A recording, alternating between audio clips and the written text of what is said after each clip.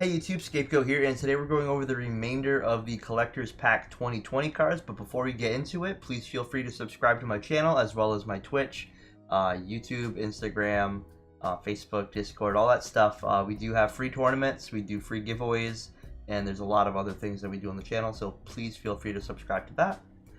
Without further ado, let's get into the good stuff. And the first card we're going over is called Powered Crawler. It's an Earth Machine monster, level 7, 2700 attack, 2000 defense. You can only use this card's one effect once per turn. And the effect is, if this card is normal or special summoned, you can destroy one monster your opponent controls with attack less than this card's. So it has to have 2699 or less in order for you to pop it. That's an okay effect. I mean, there's a lot of cards that are lower than that, but obviously, you know, targeting, you can destroy one. Oh, actually, it's not targeting, right? It doesn't say target, so you can destroy one monster. Pretty interesting. So it does not target. Procs on the normal or special summon, and then there's a second effect that your opponent must attack if able to. So it's kind of like that archetype of card where you're like, it's a trap card with the two people dueling on it, and there's like an OTK around it where your opponent has to attack you, and like you do some sort of thing. Your opponent pretty much wins that way. So hopefully it's not going to be used in some sort of like degenerate gimmick strategy. We'll see down the line. We do have another card. It's a trap card called Intruder Alarm, Yellow Alert. Normal trap card. You can only activate one card with this card's name once per turn. When an opponent's monster declares an attack, special summon one monster from your hand but return it to the hand at the end of the battle phase. While you control that face-up monster, your opponent cannot target other monsters for attacks. So your opponent has to attack that first monster, obviously, so make sure it's a good monster that you're bringing out with it. It's kind of like Hero Lives, but you're able to choose which card's coming out. And obviously, if it's like a card that can't be destroyed by battle for some reason, you're pretty much skipping a battle phase, but at that point you might as well be playing Threatening Roar or something like that. So I don't think this card's that great. As well as this card. So these two cards aren't really too great right there. Then we get to this card. It's called Armored White Bear. It's a water beast monster, level 4, 1800 attack, 1400 defense. You can only use the 1 and 2 effects of this card's name once per turn each. If this card is normal or special summoned, while there's a synchro monster on the field, you can target one field spell in your graveyard, add it to your hand. Which, that's a really interesting effect. So obviously we're looking for maybe decks that use beasts, synchros, and they don't rely too heavily on their normal, or they can special summon easily, which is a lot to ask for. I can't even think of a deck at the top of my head that does all of that. But obviously the effect that you do gain, getting a field spell, that's pretty beneficial, especially if the deck itself has like a really good field spell. But nothing pops to my head that can like really use this strategy. But the secondary effect is if this card is destroyed by battle, and then it also has a second effect. If this card is in your possession is destroyed by an opponent's card effect sent to the graveyard, you can special summon one level or a level 4 or lower beast monster from your deck or graveyard, except Armored White Bear. So it can't get itself out from the deck. However, it's a recruiter for beast monsters. So whenever there's a beast deck that can synchro heavily, not reliant on a normal special summon, and has field spells, they have a card. And then we have the last card of this set. It's called Fire Flint Ant. It's a fire warrior, level 1, 100 attack and 100 defense. You can only use the 1 and 2 effect of this card's name once per turn each. The first effect being, if you control a warrior monster, you can special summon this card from your hand. So warriors just get another extender. They have like, I think 12. They have 12 extenders already that are generic warriors that come out. Sort of like Junk Forward. But obviously this card's a little better than Junk Forward because all you really... Well, it's not really better than Junk Forward. Junk Forward you can just summon without a card in the field. But this card you can have any card in the field and just special summon it outright. So they're both good in their own way.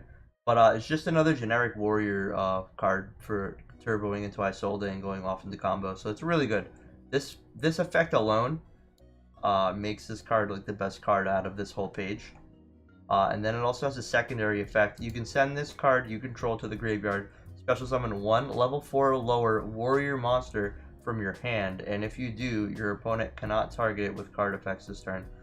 So essentially, if you just wanted to use this as an Isolde, pretty much like turbo into Isolde, you can definitely do that. However, if you have this card in your hand and something like Armageddon Knight, and you were worried about like the Armageddon Knight not going through, you could send this card you control to the graveyard, special summon Armageddon Knight from your hand, and then Armageddon's effect would activate, and you could not get targeted with the effects, so you can get like a permanence or whatever. So there's that. There's obviously other hand traps you can do, but there's definitely that side of the strategy to it. That's what I'm trying to say. But I don't consider this effect to be too beneficial. It's certainly got its own merits, obviously, mostly just for like Armageddon Knight, but this effect's definitely the good effect right here. And I can definitely see, you know, the future of Warrior turbo type of decks. I know we had Warrior Orcust in the past, so this is kind of the deck I would put it in. Definitely cool in Infernoble Knights, obviously. It's another extender to combo into. And then we have one more card. I forgot to go over this the other day, but it's called Malefic Paradigm Dragon. Paradigm Dragon. It's a dark dragon and a level 10, 4,000 attack, 4,000 defense. Cannot be normal summoned or set. Must be special summoned from hand by banishing one Malefic monster from your extra deck while Malefic Paradigm Dragon is not on the field. If Malefic World is not on the field, destroy this card. Once per turn, you can send one Malefic card from your deck to the graveyard. You cannot attack for the rest of this turn except with Malefic monsters.